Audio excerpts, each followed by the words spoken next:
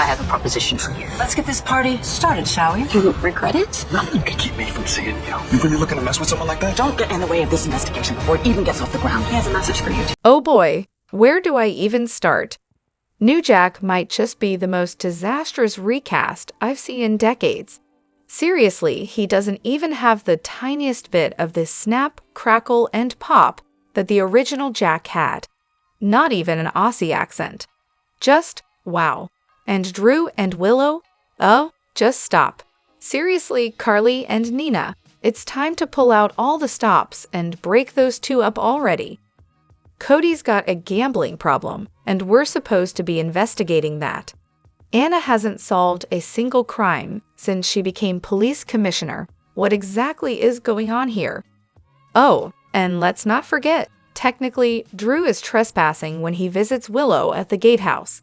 I mean, if anyone else sees him, boom, arrest. That should really help his new gig as congressman, hopefully. Honestly, I'm really bummed Charles Mazur is leaving. As for Cody, yeah, the guy is a walking disaster. Yesterday's genius move. Let's get more involved with gambling. Yeah, Cody, you're a real winner. Might as well start working with horses, 'cause that's where the true losers thrive, right? And Willow? Seriously? She's got Cody in her house, even after she was specifically told not to let him anywhere near the property.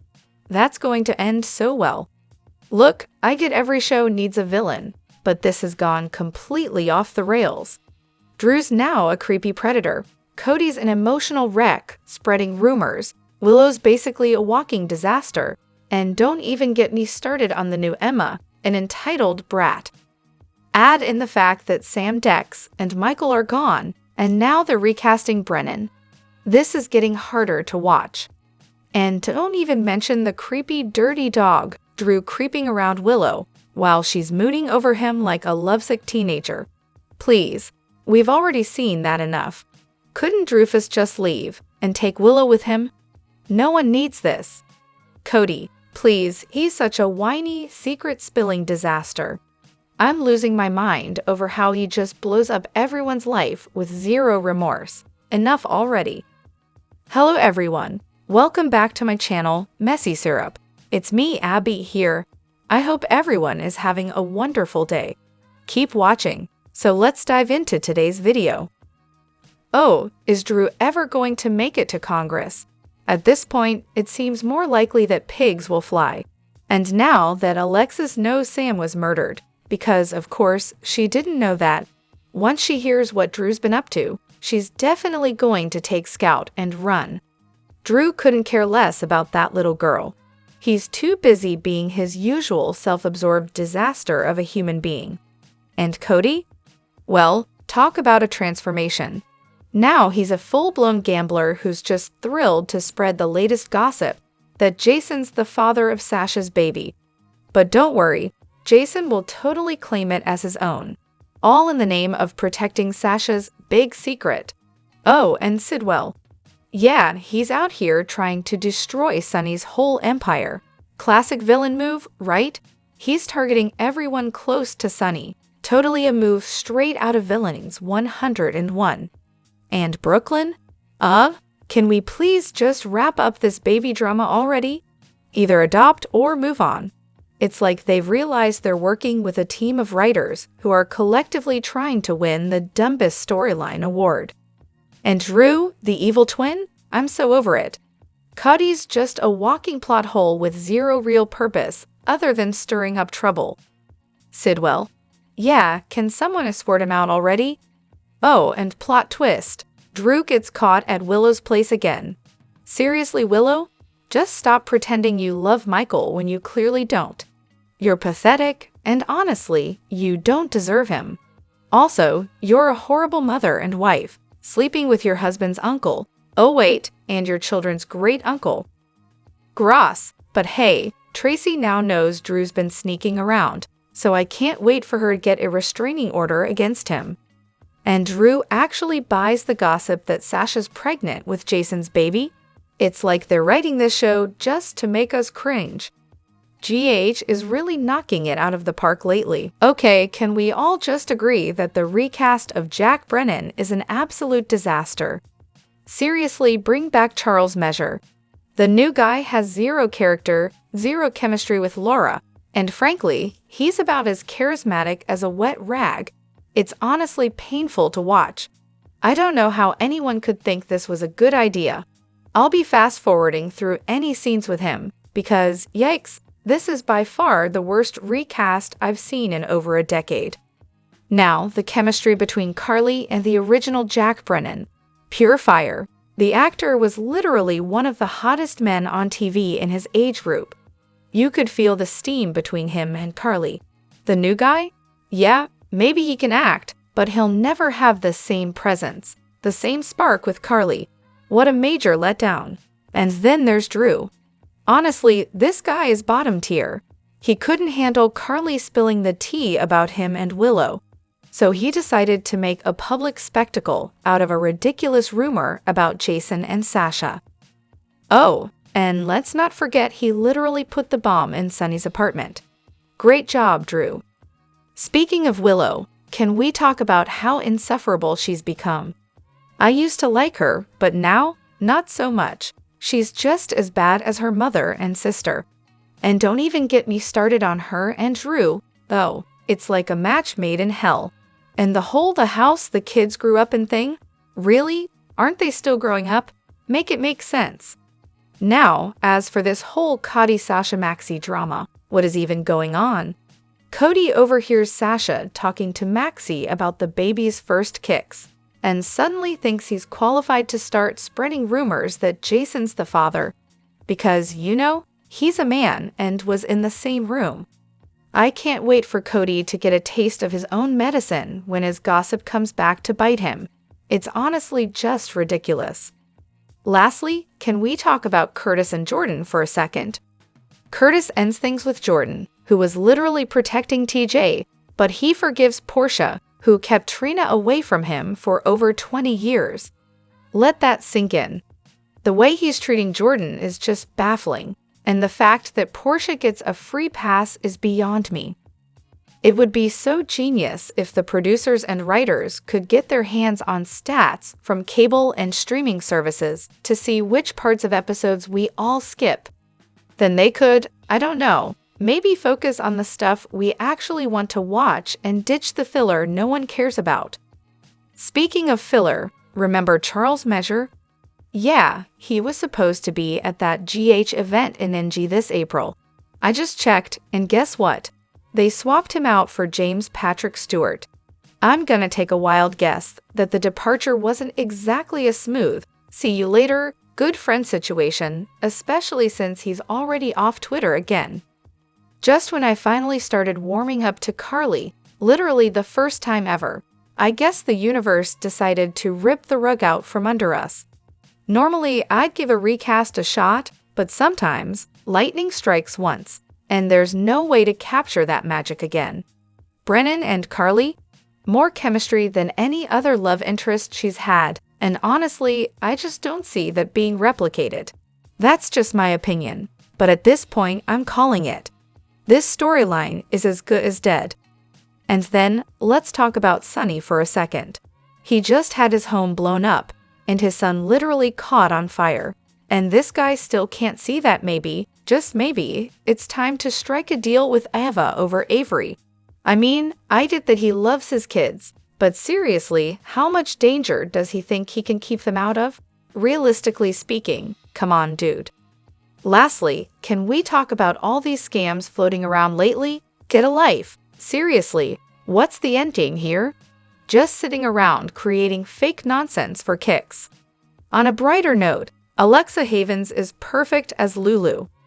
She's got that same spark that Julie Marie Berman brought to the role. Don't get me wrong, Amy Ryland was great too, but Alexa has totally nailed it.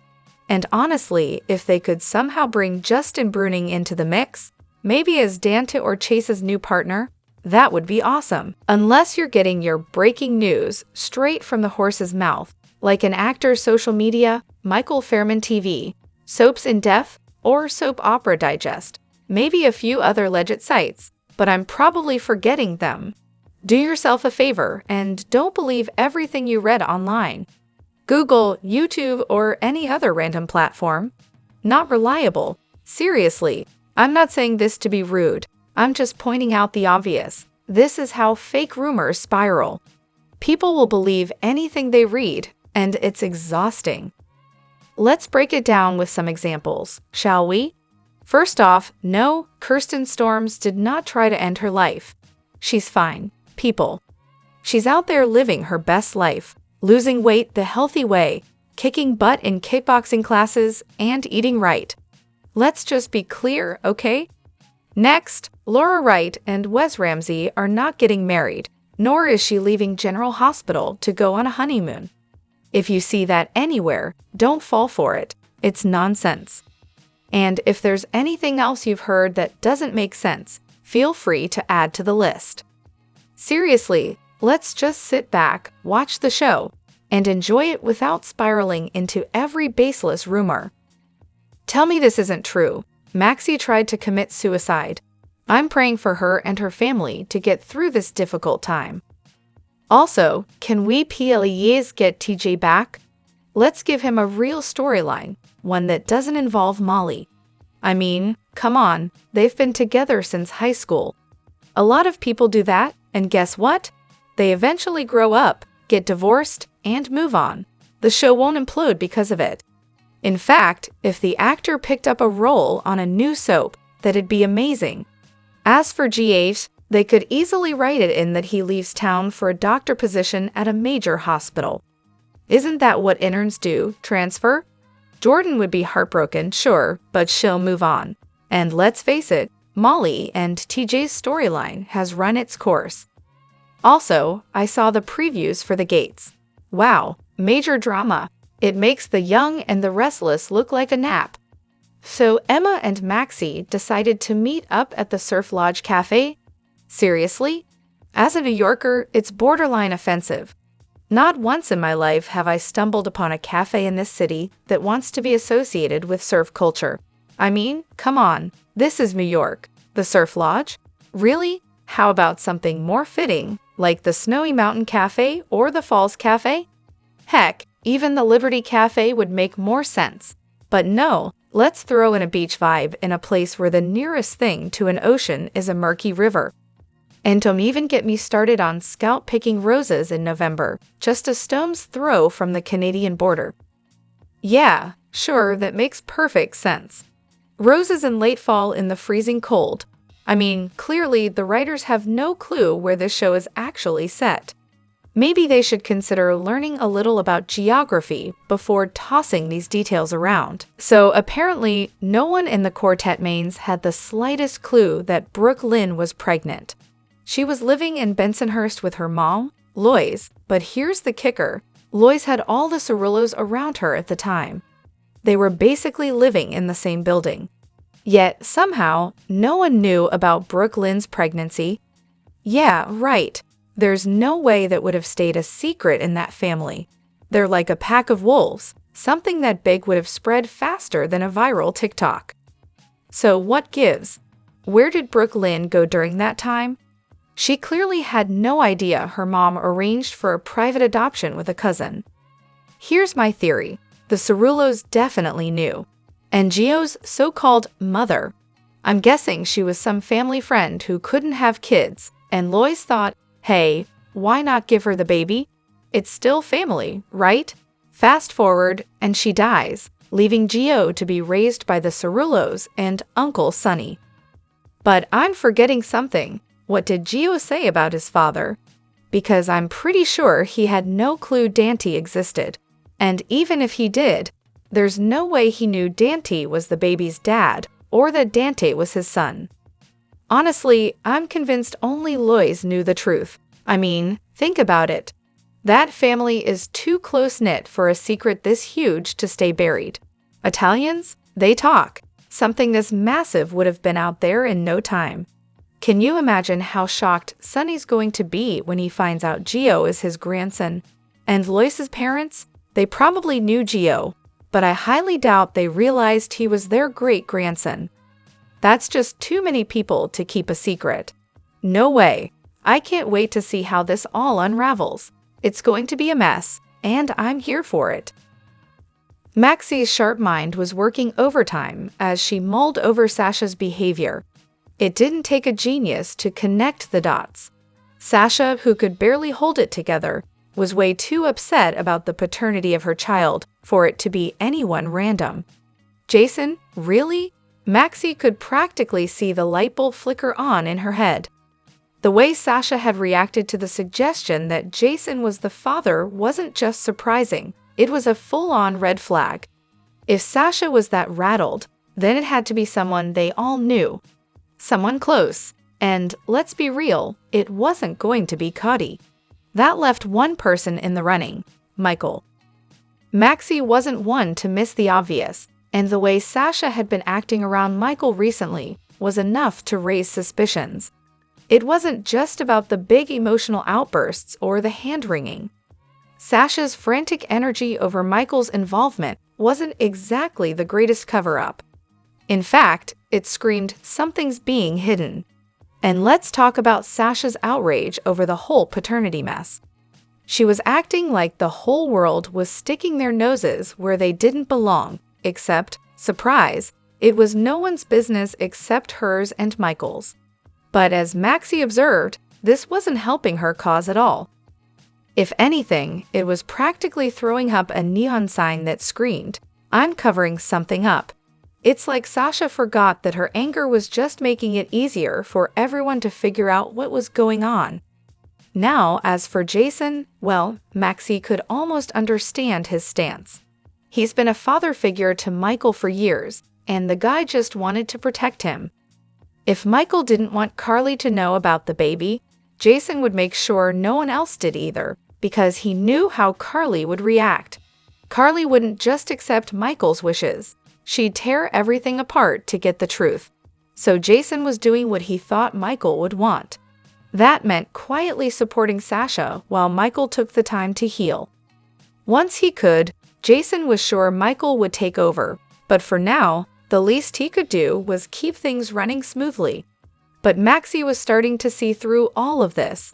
Sasha's meltdown wasn't just about privacy, it was about keeping a secret too big to ignore for much longer. And Maxie, well, she wasn't going to let it slide. Drop your thoughts in the comment section below. Do you agree or disagree? Don't forget to like, subscribe, and hit the notification bell for more updates. Your opinions matter, and I will see you in the next video. Thank you.